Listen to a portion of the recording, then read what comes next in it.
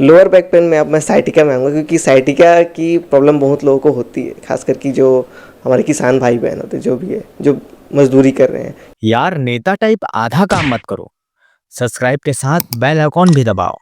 कैसे समझ आया कि ये साइटिका है? और देखिए, बहुत अच्छा सवाल किया आपने। अभी हमने जैसे डिस्कस किया था कि sciatica is the neurologic back pain. जैसे हमने कहा ना, मैकेनिकल बैक पेन में कसरतों से आपको राहत आ जाएगा, फिजियोथेरेपी से। और अगर नस दबी है, जैसे इस मॉडल में हमने दिखाया, ये लाल वाला हिस्सा डिस्क निकल करके इस नस को दबा रहा है, तो it is neurologic back pain. यानी कि अब वो दर्द जो है, नस जिस दिशा में जा रही है उस दिशा में आपको दर्द महसूस होगा, जो साइटिका इसलिए कहते हैं क्योंकि साइटिक नर्व लोअर मतलब निचली स्पाइन के एलिमेंट से बनी हुई है, नर्व रूट से बनी हुई है।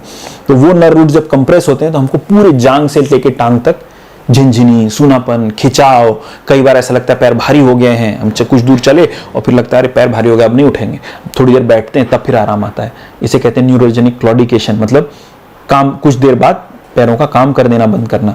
और जैसे अपन पालथी मार के काफी देर बाद उठते हैं तो झिनझिनी होती है, वैसा झिनझिनी पैर में भर जाना। तो ये सब अगर सिम्टम हो रहे हैं, इलेक्ट्रिक करंट जैसा लगना, झिनझिनी होना, सूनापन होना, चप्पल पहने हुए निकल गया पता नहीं चला, जमीन पे चल रहे हैं ऐसा लग रहा है कि हम गद्दे पे चल रहे हैं, प्रॉपर फीडबैक नहीं मिल रहा है, तो ये सब अगर सिम्टम्स हो रहे हैं तो ये साइटिका के सिम्टम्स हैं, जो साइटिका कॉमन भाषा में बोलते हैं। ये न्यूरोलॉजिक बैकएक है।